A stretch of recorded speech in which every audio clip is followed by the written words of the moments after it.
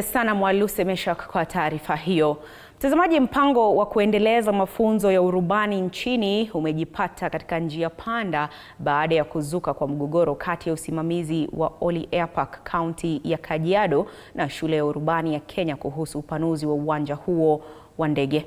Na kama Peter Onsare anavyoarifu, mvutano huo unasemekana kukwamisha maendeleo ya kizazi kipya cha marubani wa Kenya.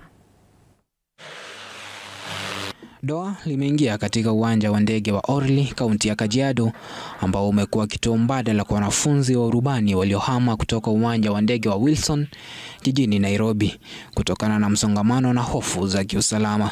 We came here 25 years ago, and why we started this airfield is because Wilson was very congested.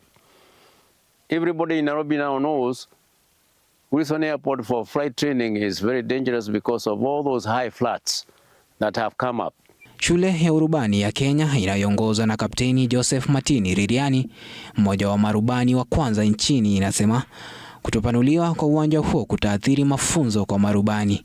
And the sad thing is the government gave this airfield to be a hub of training. Linazamisha matumaini ya kuwa na mafunzo bora kwa marubani. Njia hiyo ya nyasi ni ya urefu wa mita 700 pekee, ikiwa imepungua kwa mita 1000 zinazohitajika, usimamizi wa Orly ukidaiwa kukwamisha shughuli hiyo. On the right, on the left, and on the approach, and also after takeoff. However, it's short, it's 700 meters. The students need at least a kilometer of runway. Kapteni Ririani anadai kuwa baadhi ya wadau wanadharau wanafunzi wa urubani wa Kenya na kuzuia shughuli ya anga katika eneo hilo. Those who run the board, who run the administration, is run by a form of cartel.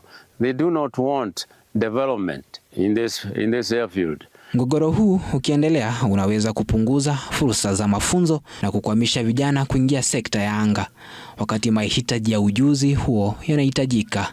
So we need the government interference in a big way, because at the end of the day the government must look what is benefiting the Kenyans. Peter Onsare nikiripotea runinga ya TV47 Nairobi.